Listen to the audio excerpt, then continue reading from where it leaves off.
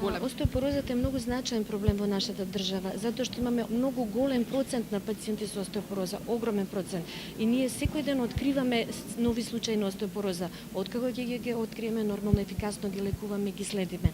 Имаме најсовремен декса апарат со кој што не возможува да ја процениме остеопорозата.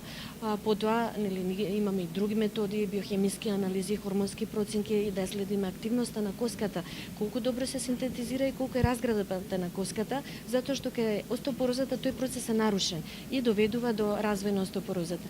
Остеопорозата е многу значајна затоа што доведува до фрактура на коската, а фрактурата на коската прави многу проблеми, пред се нарушува квалитетот на животот на пациентот, кошта многу за општеството и секако дека нашата главна цел да ја спречиме да не настане.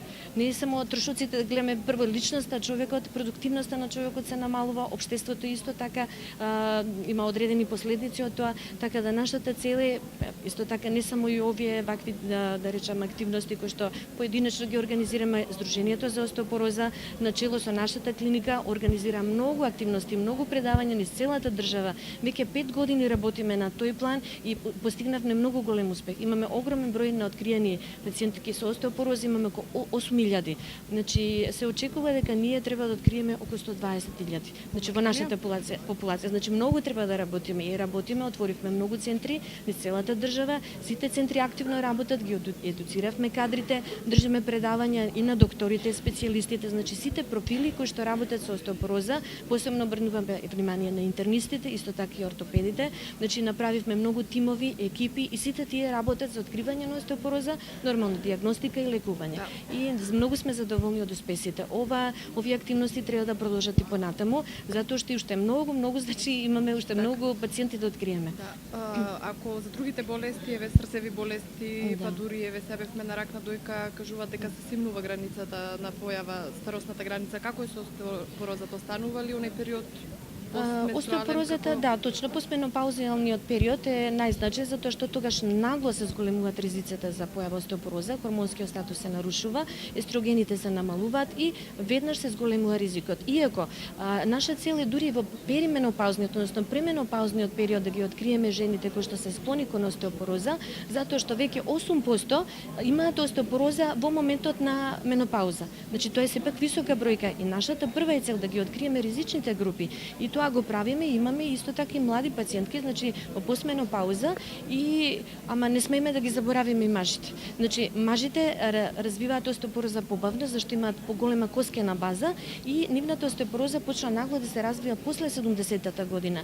И по 70-та до 80 и натаму до крај на животот, кај нив има многу висок процент на фрактури, а се разбира после оперативниот третман на фрактура постојат многу ризици со возраста, компликации од самата операција што апсолутно може да се јават и затоа и мажите треба во овие кампањи повеќе да ги вклучиме, навреме и нив да ги откриеме, иако не во менопауза мажите има сепак среќа еден подолг период во кој што имаат поздрава коска од жените. Едно прашање како ми Да, повелите.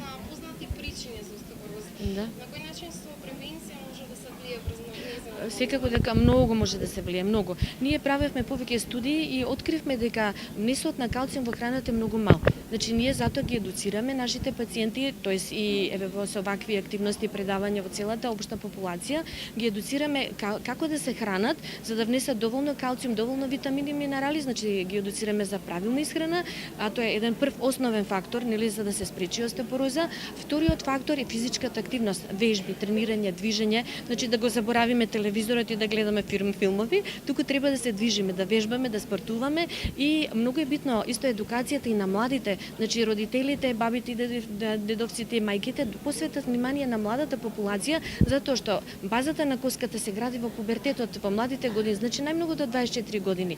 И таа коскена маса е всушност она основа која носиме цел живот, а понатаму таа се трансформира, се разградува, синтетизира, значи коската не е една иста како кога ќе се родиме, За 10 години ние имаме нов скелет, значи таа е преградена, значи тоа е едно живо ткиво, функционално ткиво и затоа треба да го поддржиме, значи со правилна исхрана и со соодветни материи кои се потребни, значи протеините се многу битни, посебно е калциумот, млечните производи, затоа стално им велиме на децата треба млеко да внесуваат и навистина во многу студии кои ги работевме откривме тие што не внесувале доволно млечни производи во младоста, навистина побрзо развиваат остеопороз.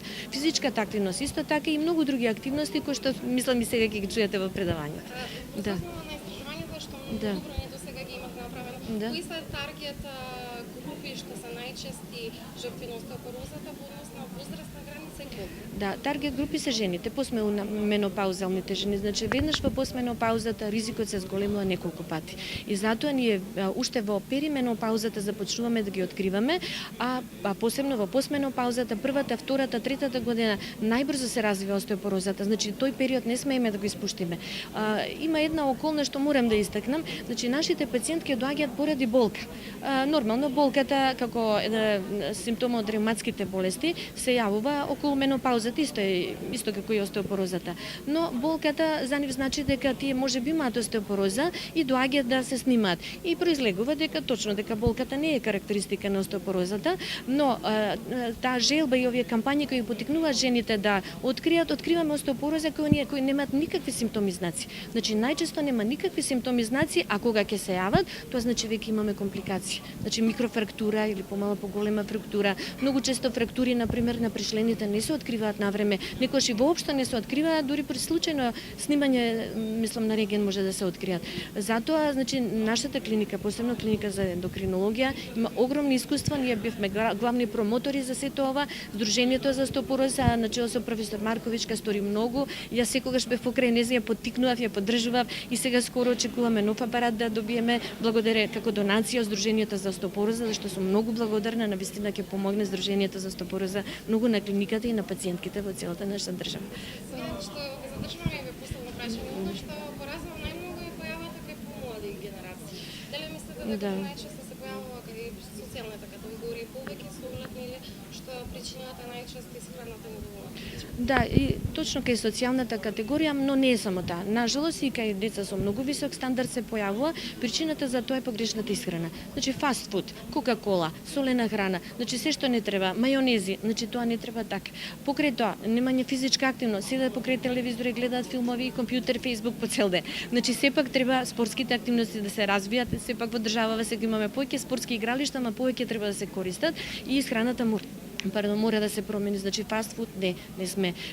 Значи повеќе протеинска храна, млечните производи се на прво место, рибите кај нас често се забораваат, морските риби обавезно треба да се употребуваат, зелени салати, броколи и така натаму, значи мора да ги едуцираме младите за исхраната, а особено во младата возраст, во пубертетскиот период, кога тогаш е метаболизмот најбурен и тогаш се гради коската најинтензивно.